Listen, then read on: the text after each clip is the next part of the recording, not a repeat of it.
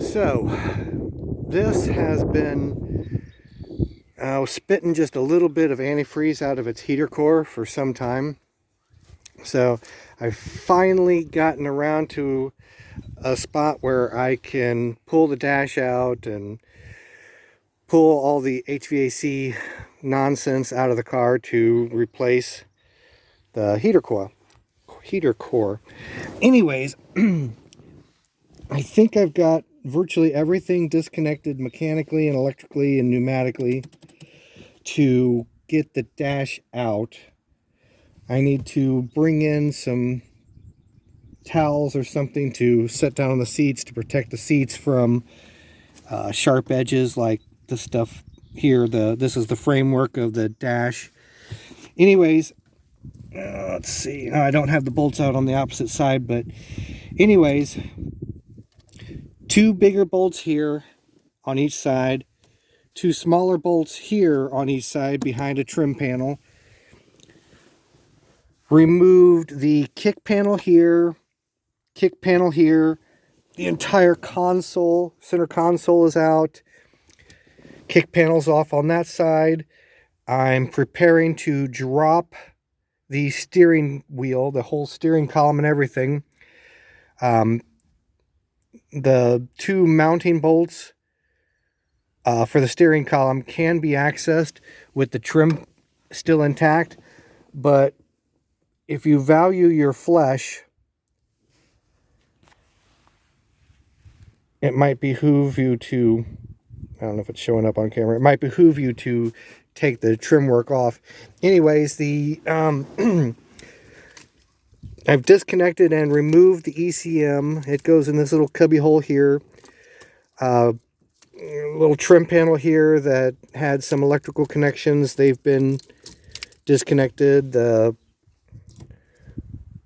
wiring, this wiring goes back to the trunk, I'm assuming, and the antenna. Oh, let's see here. I think these two connectors here had to come loose, and this guy is supposed to be bolted up to the HVAC box. So that's all dropped down. That's the main wiring harness for the ECM for the engine controls. Let's see. I believe this is HVAC controls or electrical wiring for the blower motor.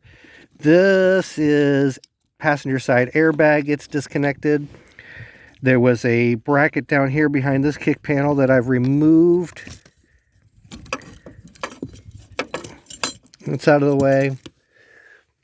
One set of HVAC vacuum lines disconnected. And there's another set back in there somewhere. There it is. You can see it. I guess it's more accessible from the driver's side. There's a cable for the blend door that's got to come off. I'm not feeling it right this second, but at any rate, the cable's already off.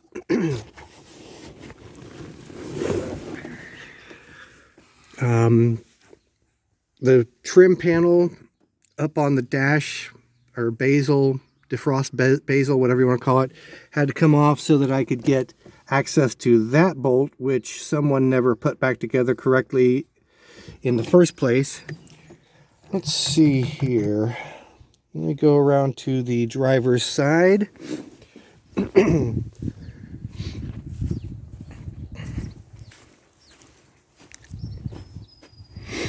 And again, those two bolts are gone. Those two bolts have not been removed yet. Now this is for the steering column, electrical for the ignition switch, multifunction switch, etc., etc. I don't necessarily know that I had to disconnect that because I'm just going to drop the steering column straight down. Hood release winds up securing to the back side of the knee kick panel, trim panel underneath the steering wheel. This gray electrical connector had to come out of the fuse box. Let's see here. Yeah, You can see my wrench is still up in there. I'm still working on the last bolt for the steering column.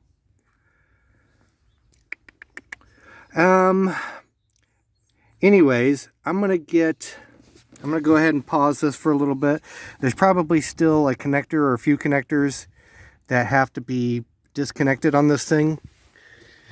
But I'm gonna get some blankets or towels down on the seats, drop the steering column, and I'll bring you guys back when I get closer to the spot where I think I can actually get the dashboard out of the car.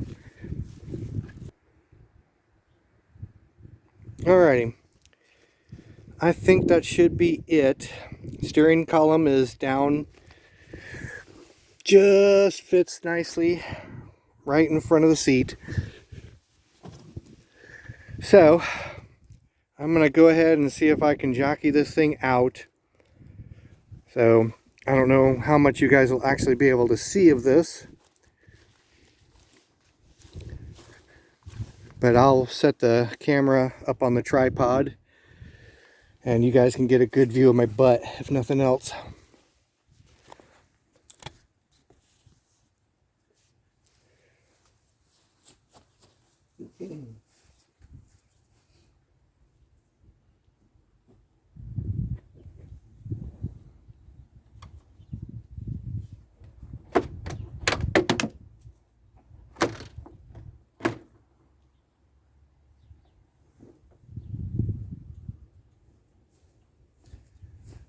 Now, granted, this thing is a little bit heavy, but more than anything, it's just kind of awkward.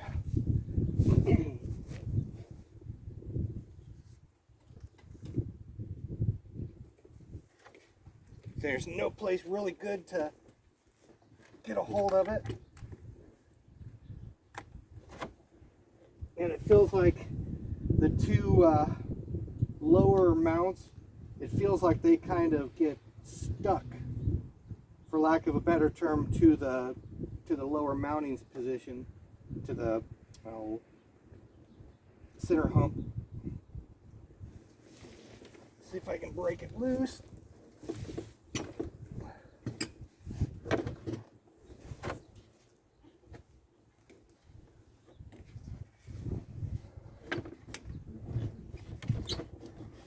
There we go.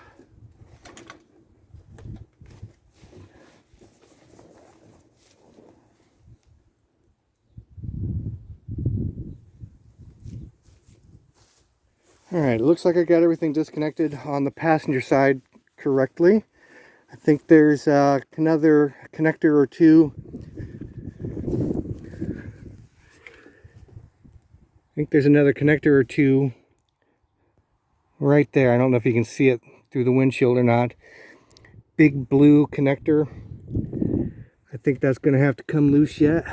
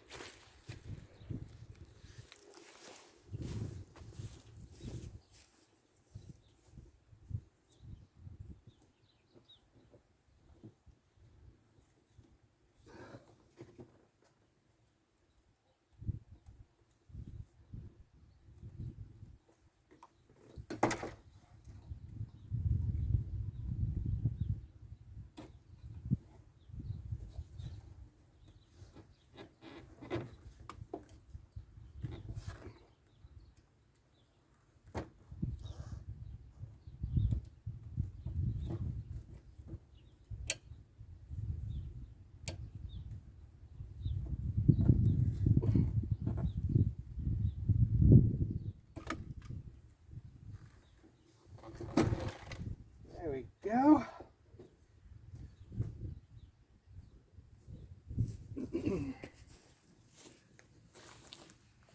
I'll show you the missing piece of the puzzle over here.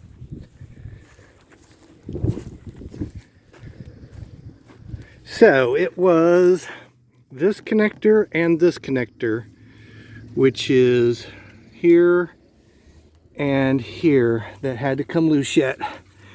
And that looks like that's all of the electrical and vacuum and yada yada yada. So all right, let's see if I can get it the rest of the way out of the car now. I actually had a practice run yesterday with that one. It didn't go too bad, but of course it was already halfway disassembled from before.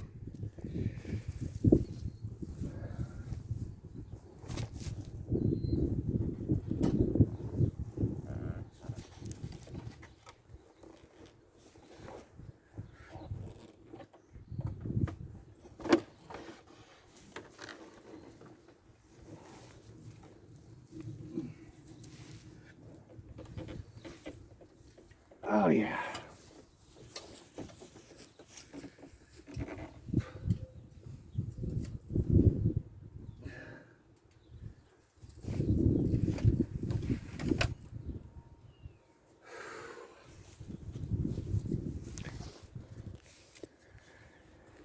There we go.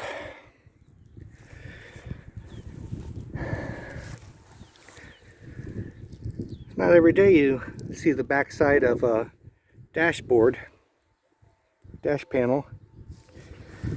Need to spend a little time looking at the other dash, see where this mounts. I think it goes right there, but I want to confirm that and get it back into its proper location. So that's probably going to be about it for this video. I may do another video specifically on the removal of the HVAC equipment, which is here and here. It comes out in two sections. I don't imagine there's too many people working on these cars anymore, but even if they're not, I am, and eventually I'm going to need to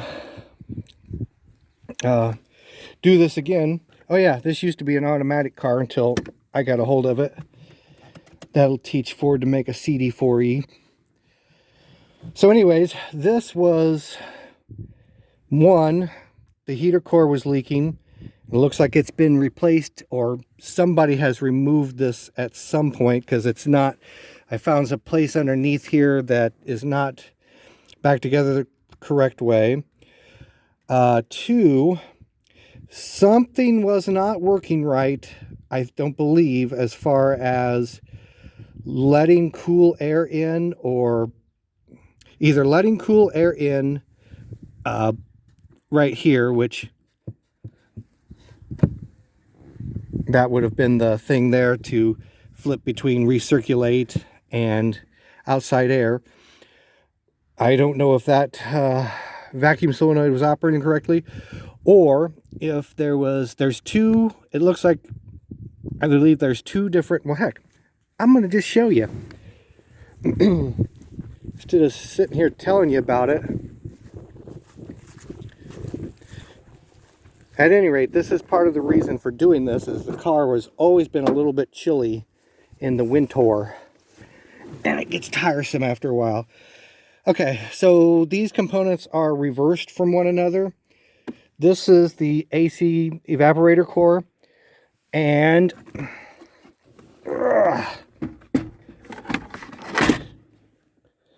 this part goes right up underneath here to the underside of the cowl.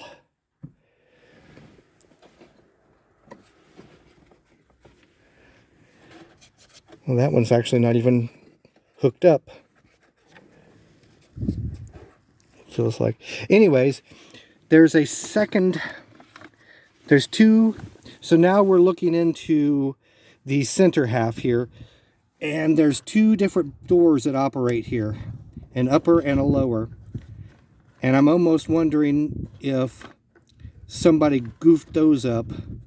It's either between one of these being goofed up on the other car, or this recirculate fresh air door being inoperable on that car. So we shall see. I'll get that disassembled probably later today and eyeball it. And this is the actual heater core from this car. You can see this is the passage for the AC lines. That's the two passages for the heater core. And there's also a vacuum line that feeds through that as well. And then mounting bolts for these guys, or I should say studs. Mounting stud there, mounting stud there. Airbag wiring. Airbag wiring. Airbag wiring. Anyways, not too often you get to see a car that's like this, so I figured I would make a little video on it. And like I said, I'll probably show you guys a little bit of the aftermath when I get the HVAC stuff apart on, we call that car Cranberry, by the way. This car is Hot Tamale. The green one is Froggy, and the one that's not here right now we call Buster.